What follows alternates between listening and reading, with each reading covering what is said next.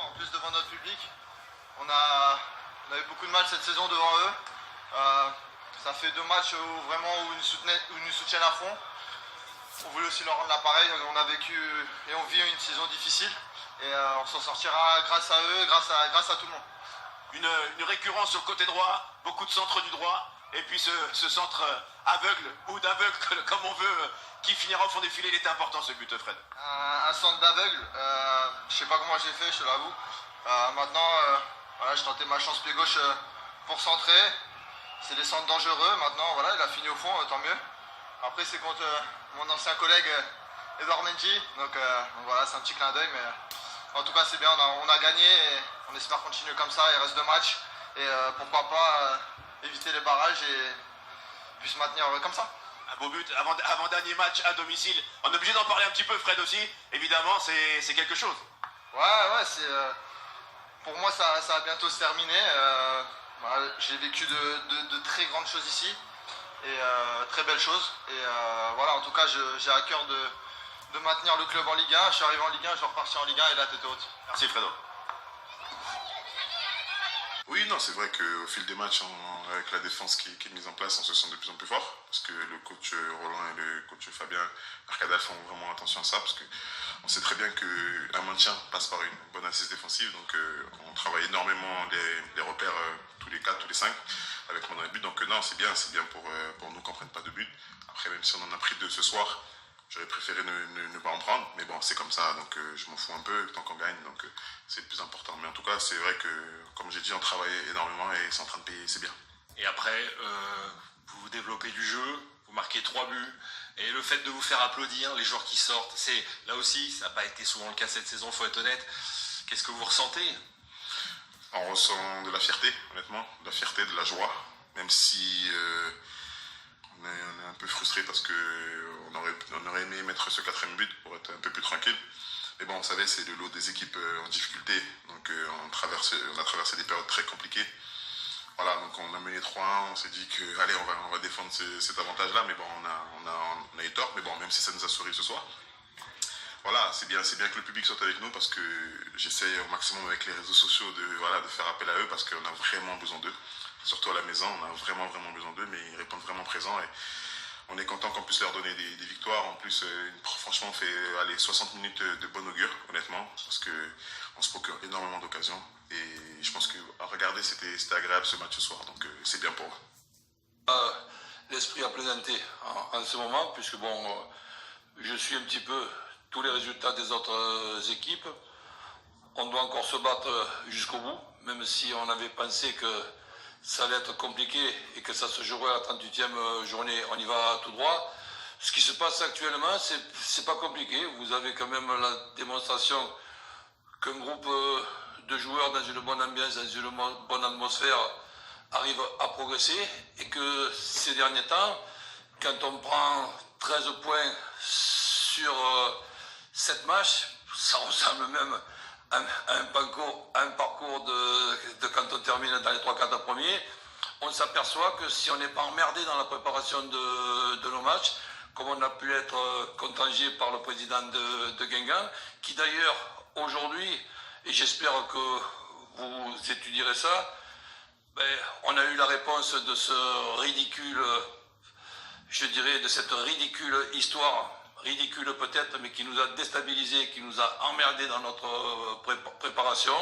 On a tout simplement en travers. Alors, les dirigeants du stade Malherbe réfléchissent à ce qu'ils doivent faire. Nous n'allons pas, évidemment, ni demander, ni espérer rejouer le match contre Angers, qui est notre seule défaite ces derniers temps, mais j'espère qu'il y ait des choses normales qui se passent. Quand on fait une connerie ou quand on dit une connerie, on paye. Je suis bien placé pour le savoir. Donc ce qui se passe du côté de Guingamp dans cette affaire-là est tout simplement dégueulasse. On s'est vraiment programmé pour aller au bout et aujourd'hui, encore une fois, même si tout n'a pas été parfait, le collectif a répondu présent.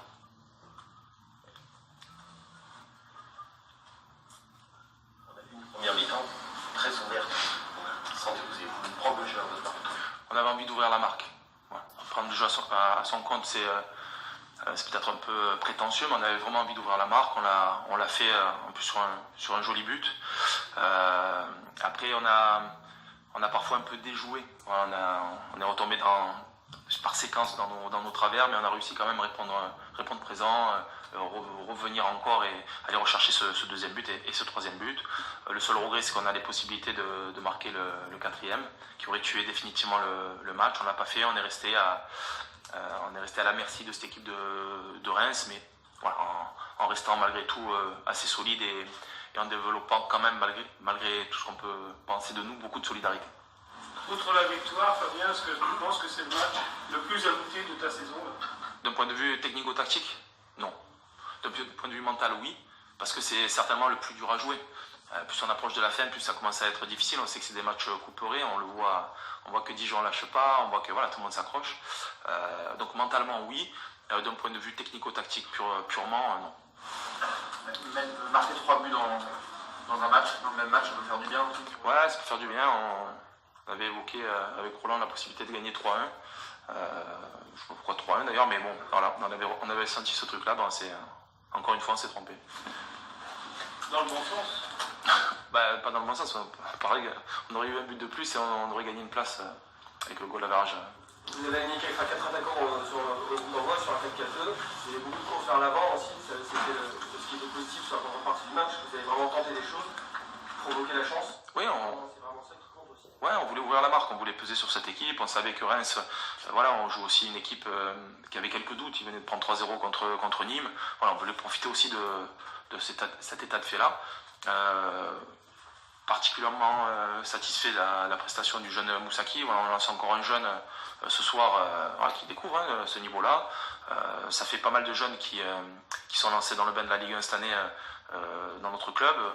Mettre encore une fois en avant et en valeur le travail qui est fait à la formation, les relations qu'on entretient avec ces gens de la formation, puisque c'est des relations à chaque fois de proximité qui nous permettent justement de détecter ces gamins-là. Et c'est quelque chose qui va servir le club dans l'avenir, ça c'est certain. C'est le statu quo pour le barrage. Par contre, la nouveauté ce soir, c'est que vous pouvez clairement croire à la 17e place. On se concentre sur le jeu. Vraiment, on regarde le classement, je vais pas mentir, mais on est concentré sur le jeu. On a un gros match à préparer à Lyon, on espère aller accrocher quelque chose à Lyon. Le match n'est pas perdu avant d'être joué. On sait que ce ne sera pas simple, mais on va tenter d'accrocher ce match-là. Et puis on sait qu'après on aura un énorme match, une finale, j'espère devant un stade plein comme on l'a vu ce soir, enflammé pour gagner cette équipe de Bordeaux. Malgré tout, Fabien, je dis ça, c'est sûr qu'on comprend que je le concentre sur le jeu. Mais là, quand on voit le classement et quand on voit que Monaco, vous avez gagné Monaco ce soir, qu'il y a Monaco à Amiens le week-end prochain, qu'Amiens est à 2 points, pour la première fois, vous pouvez quand même légitimement regarder devant, ce qui quand même, ça fait très longtemps que c'est pas arrivé. Ouais, mais on regarde tout ça. On connaît les derniers matchs. On sait qu'Amiens reçoit Guingamp aussi le dernier match. Guingamp qui pourrait être aussi dans la course, parce qu'ils n'ont pas perdu demain avant de jouer à Rennes. Et puis on sait que Dijon reçoit Toulouse, on connaît, et on sait que Monaco aura un déplacement très compliqué à Nice sur la dernière journée. Mais on connaît le classement, mais on se concentre sur le jeu. Vous comprenez ? On le connaît, il est dans le coin de notre tête, mais on se concentre sur le jeu parce que c'est en jouant, en étant performant, en étant solide, qu'on parviendra à prendre des points et à sauver ce club. Dans les attitudes et dans ce que vous montrez, entre Dijon et ce soir, on sent en tout cas quelque chose de très différent sur le terrain. Ouais, ce qui est intéressant, c'est que on a les supporters avec nous. Voilà, et ça, c'est pas un langage. C'est vraiment. On sent ce 12e homme. Il y a une poussée. C'est important pour nous. Hein. On sait qu'on ne survole pas le championnat, on en a conscience. Et on a cette force supplémentaire qui nous permet de tenir sur la fin de match, parce qu'on est bien conscients tous que sur la fin de match, on ne maîtrise pas. Mais on tient à l'arrache, à la combativité, à la solidarité avec nos moyens, grâce aussi à ces gens de la tribune là, qui nous soutiennent. Donc on les remercie et on leur donne rendez-vous pour Bordeaux et à Lyon, parce que je sais qu'il y a quelques fous qui sont capables de venir à Lyon.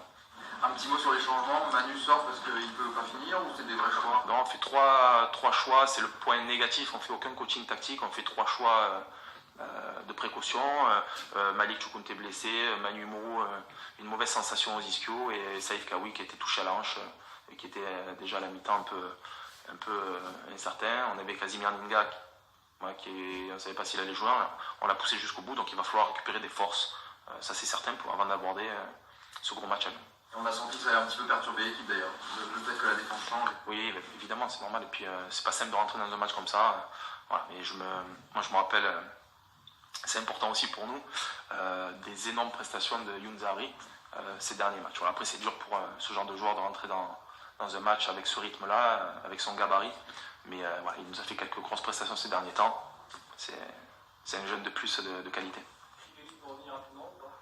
Oui, on espère en tout cas. Voilà, on aurait pu même tenter un coup sur ce match-là, mais on avait beaucoup de garçons un peu touchés, on ne voulait pas perdre tout le monde. On espère de tout cœur que Crivelli sera là à Lyon, d'autant plus que Malik Choukounté, qui a fait un très bon match ce soir, sera suspendu. On s'interrogeait sur la forme de Casimir, on a eu la réponse tout ça. Il a donné la réponse. Bon, il est en forme, hein. Il est en forme. Casimir, il a pas de problème athlétique quand il est à 100% de ses moyens. Voilà, ça court dans tous les sens.